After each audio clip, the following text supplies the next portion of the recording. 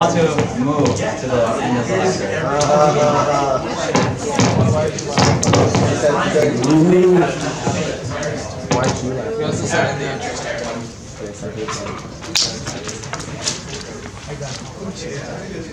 So, anybody has any idea or solution they want to present? Yes. Julia, go ahead. Well, so if you're in a train and the train's moving this this way, and you're clapping your hands, I'm trusting you. Okay, so we're looking at it if only one hand is moving. That it's like the photon emitter where like it's right earlier where it's like moving, but like this hand is moving too at the same time. You can ignore the time that it takes for the hands. You can just say the hands just clap like that. Just ignore me. It's fine. What she was getting at was that, like, what I was saying. If you're moving in a train going that way, you can look at both of your hands clapping, right? But then you can look at it again from a different point of view where one hand just moving to the other hand and this hand still. So now, let's just say that that's our base frame.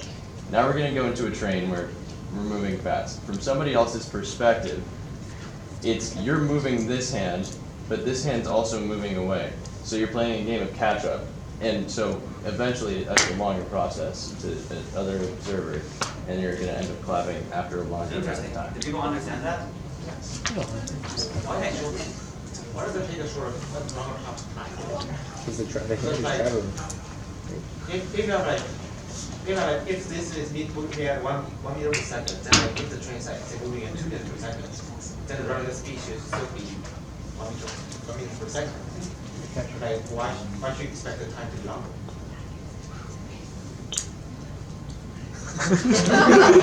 I'm letting you guys debate. I'm not going to say I think it's because if you're moving at the speed of light, then it's not like because of this.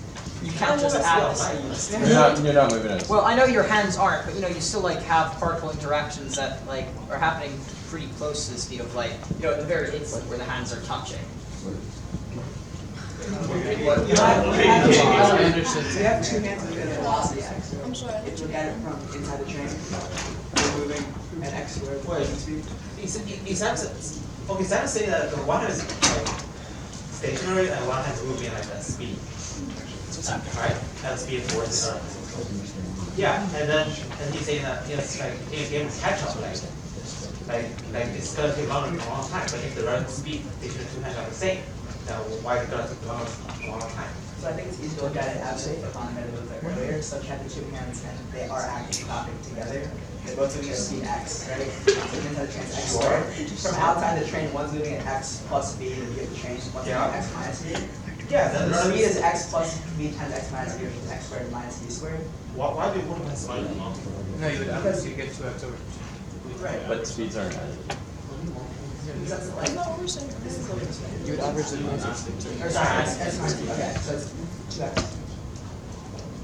Your question is like, why is it not the same? Yeah, the relative speed is still like 2v, right? If you're moving together. I don't think you can rederive like this from 2x clapping, right? Right. Tyler is What do you pointing just- to a key point. You need to like construct mirrors with another emitter, right, to actually see time dilation. You can't like use your hands as like equivalents. So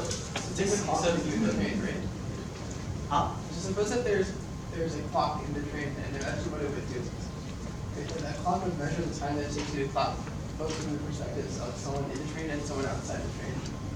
Right? Like both of them have a clock, and Right. and by this argument, like time is something better. Yeah, so essentially what Vijay, I think what Vijay is saying is that you can say when it emits, you clap once. When it reaches the top, you clap another time. Right? And then the separation between the two claps will dilate because of this. Because they happen to be simultaneous with the emission and the reception. So the two claps you have will sound like in your frame, but it will sound like in the other frame. Just because the time that the light. So you can use the light beam, as we said. Time is determined by physical experiments. You can use the sort of the light emission process to measure any kind of time, and it works for all kinds of physical processes. So if you're not clapping hands, if you're doing anything else, you can always sort of think about little increments of time as the light bouncing up and down. And this argument will continue. And the problem with, so a bunch of people were saying earlier, the distance separation and using that to calculate time, is that you're not just changing the speed, you're also changing the distance. As we'll see soon, length also contracts in relativity. So when you're looking at the cloning speed, the two hands, they don't just, become, the relative speed changes, but the relative distance also changes. So in order to get a time, you have to use a different method. So the important point is, in relativity, you always have to keep track of what's changing and what's not changing. And that's tricky. That's very tricky. So that's why, in the end, we'll talk about how we want to get something that's not changing, something that's invariant. And that will become, a guiding principle for formulating the theories. So we'll just look at an interesting example, and then we'll move on. We'll skip some stuff. So here's an example of time dilation at play. And this I call a time machine. It's not really a time machine, but okay. Do you guys want to read the text? Okay, I'll read. Eric and Lydia are currently at the same age. I hope you guys are. One day, Eric decides to take a big risk and participate in a NASA mission. He goes on a spaceship that travels at 4/5 the speed of light, and then returns. By the time Eric comes back, we have aged by 10 years, but Eric has only aged by 6 years. Is this statement true or false? True. Great, it is true. 3/5. So the way you get it is really just by that simple formula, right? You plug in 4/5 the speed of light into the velocity, and you use Pythagorean theorem again. Essentially, you subtract b squared over c squared from 1, and then you get 3/5, and you revert it, you get 5/36. Okay, so you actually still use 3/5. So if the amount of time that elapses in my frame is 10 years, then for Eric, it will be less time, right? Because what we said earlier is that if Eric ages by 6 years, we should observe that more time has elapsed. And therefore, in this time, we're sort of calculating, we're doing a reverse calculation. And Eric has aged less. In fact, if you see, if v is really, really big, if Eric is traveling really, really, really, really fast, the bottom part is going to approach 0, which means gamma is going to approach infinity. So the t on the left-hand side is how much time elapses on Earth. And if 10 years elapses on Earth and gamma equals infinity, in fact, Eric, t prime, for Eric, this time can be infinitesimal if Eric can actually move at a very, very fast speed. But of course, Eric can't do that. And nobody can as of now. So if you think about going on a plane ride, a plane usually travels at about, I think, 1,000 kilometers per hour. At that speed, I think that this effect, okay, I travel for like, say, about, if to observers standing on Earth, I travel for 10 years, then for Eric, it's like 10 years minus a couple seconds, or maybe less than that. So the effect is very small, and don't think that you can live to the future to try doing this. But maybe if in our lifetime, if technology advances far enough, we can actually do this. So we're going to skip some stuff. You'll see all this in the lecture notes. So we'll post 4 chapters of lecture notes on Facebook.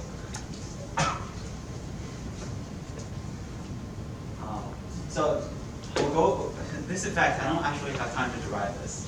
But, so we saw earlier that time sort of slows down when you go to a different reference frame.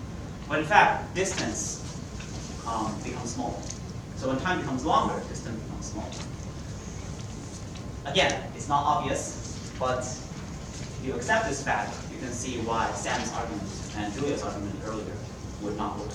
But in fact, if you take into account both length contraction and the relative speed argument, you can rederive the time values. So you can see all these phenomena are sort of interconnected. So if you know 2 of them, you can derive the third. And they all come from what's the single most important postulate that we use in all of these. Is the fact that speed of light is constant in all reference frames. If we don't have that, nothing we say here is going to be true. So remember that's really the most fundamental fact. So a bunch of hodgepodge questions to review what we learned earlier. Is chronological order relative? Relative meaning chronological order can be different for different servers. Yes, right? It is relative. But not for things that are causally connected, or not for events that can affect each other. For events that don't affect each other, chronological order can be relative. Is causality relative? Exactly. Causality is not relative. If I cause, no, let's not make examples. We'll make other examples. Is time relative? Is distance relative? Is the speed of light relative? No. So what else is absolute? And that's the next part of, or the last part of the difference. Go ahead. And that's the most important part. So, you kind of alluded to already kind of thing. There are kind of other things that are invariant rather than just the speed light.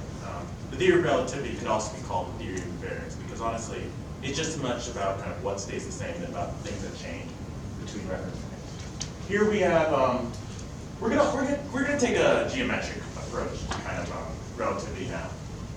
Let's take a look at Euclidean geometry, our old friend Pythagorean theorem. X squared plus y squared equals s squared. And let's transform. Remember x and ct are the axes for Minkowski diagram. Let's look at x squared minus ct squared equals delta s squared. And that delta s squared is going to be something we call the integral. And you can think of that as space-time distance. So the key point here is that in the first equation, in the Euclidean geometry equation, think about so what does delta s squared really mean? If we think about it on an ordinary axis, it basically means the distance between two points, right? Is the distance between 2 points going to change if you rotate your coordinate system? No. Is it going to change if you translate your coordinate system? No. Not. So basically, upon all kinds of three-dimensional, ordinary Euclidean geometry transformations, the distance stays the same no matter what coordinate system you choose. And in the second equation, Eric, do you want to talk about intuition? Why the second delta s squared will also remain the same? Right. We used x and delta x and c delta t because we wanted to make light a 45-degree angle on the Minkowski diagram. What that also does is mean that for light traveling, its world line is 1 x unit to 1 ct. The slope is 1. Now, what is probably the most important fundamental postulate of relativity? The speed of light is constant in all reference frames. Now, think about what that means. If delta x squared and c delta t squared has to be the same for light because it's kind of a 1-to-1, it's a slope of 1. That means delta s squared has to equal 0. And because you have to have that delta x and c delta t, and delta x squared and c delta t squared be equal in all reference frames, you know that delta s squared for light has to be 0 in every single reference frame. We can then kind of take that basic intuition that delta s squared is the same for light and kind of move that to positive delta s squares and negative delta s squares. And what we get is the interval, the space-time distance between two events. And just like the Euclidean distance, it is invariant no matter how you rotate, no matter which reference frame. Yeah, notice that here, it's not just spatial rotations and translations anymore. You add in Lorentz, not Lorentz.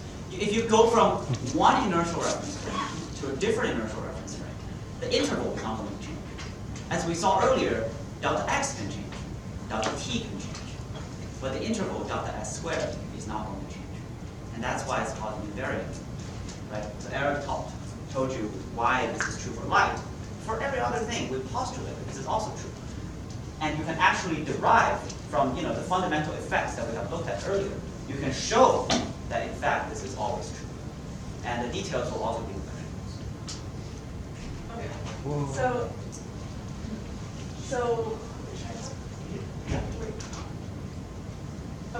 so in order to look at reference frames where the observer is not moving at a constant velocity, but is instead accelerating, we look at a new type of geometry. We look at a hyperbola. So what is the world line of someone moving at a constant velocity? What does that look like? A line, right? So here, in an accelerating person's frame, we can look at the world line and instead being in this hyperbola. So in order to look at that, we have to look at this new type of geometry and looking at a hyperbolic angle. So what is a normal angle? What do you think about a normal angle? Look at the circle there. Yes. Something that's an How do we define, how do we define a radian? Quotient of two distances. So the typical definition of a hyperbolic angle is actually is twice this area here. So that might seem really different than the definition you're used to of a normal angle. But in reality, okay, what's the area of the unit circle? Pi, right? And what's the number of radians in one? 2 Right? So that parallel is interesting between the hyperbolic angle being double this area, and you can think of the normal angle as being double. Right? So yeah, they don't label the unit circle, but you see that the area, the red area, divided by 2 gives you the, actually time multiplied by 2. So the angle, the hyperbolic angle A divided by 2 gives you the red area. So what is the hyperbolic angle between, you can see the 45-degree line and the world line of light? What's the hyperbolic angle between that line and the hyperbolic? Just throw out a guess. Basically, how much area is enclosed Yeah. by that kind of, by the hyperbola? Between this light ray and the hyperbola. Yeah. How much area? Infinite. Oh, no one guessed the limit. So I guessed it first. No. Yeah, exactly. That was what I would guess. No, that's what I guessed at first. Yeah. No, it's actually infinite. The hyperbolic angle goes to infinity. Which is very different than what we're accustomed to with our notion. So how do you actually interpret this? This trajectory is a trajectory of a particle that's accelerating at some constant acceleration in its own frame. So imagine I have a constant propeller behind me, and I just keep propelling some fuel, so I keep accelerating, so that in each instant, in each second, I accelerate by like, say, velocity. But we know that things cannot travel faster than speed of light. So down here, if I go from x equals infinity, say if this is order, I go from x equals infinity, I keep approaching this point. But when I approach this point, eventually I go to x equals 1, by which time I will turn backward. So I will approach here and I turn backward and I keep accelerating, but this is not ever going to actually pass the light rate, which means my speed is never going to exceed the light rate. So I think it's just a good thing to mention that using our axes of x and ct, the velocity is the inverse of the slope. So when you see that kind of vertical line, that's when your velocity equals 0. So that's just something to keep in mind. That is the inverse of the slope with our axis. yes, sure. Okay. 19. So from Newtonian, not Newtonian, I'm sorry. Okay.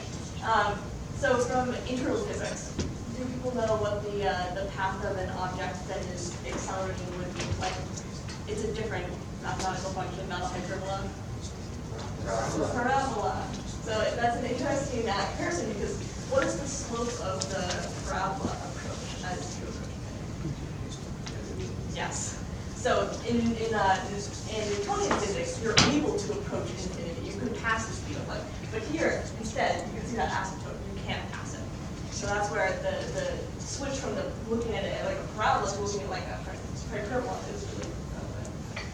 And that kind of asymptotic property, the fact that you can only ever approach C but never actually reach it, is really kind of one of the most fundamental reasons why we use hyperbolic geometry. You can't move faster, you can't accelerate fast.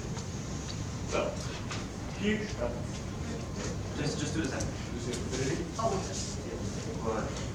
Okay. So this hyperbolic angle we call rapidity. So what does the word rapidity make you guys think of? Yeah. But we can't call it speed exactly because okay. So if we're looking at the intersection between a world line and this hyperbola, so there's a comparison here between circular geometry and hyperbolic geometry. So if you're intersecting with a circle, circular geometry, what are the coordinates at that point? Looks like t, sine t. Yeah. So here we use these hyperbolic functions, sinh and cosh, which are probably new to you guys. And what they are doesn't really matter, except for the fact that, can anyone guess what sinh over cosh would be? Yes. So what is x equal to? X is equal to bt. Does that make sense to you guys? Right? So if we have bt over ct, what do we get? We get v over c. And if we have, this is just a LV hyperbolic, it's kind of irrelevant because it would cancel out. We have rho sinh theta over rho cos theta. And what does that get us? Yeah. So here's a graph of theta. So you'll notice that as data increases, what do we approach here? 1. And negative 1 too. With negative 1 being if we're approaching something like in the opposite direction.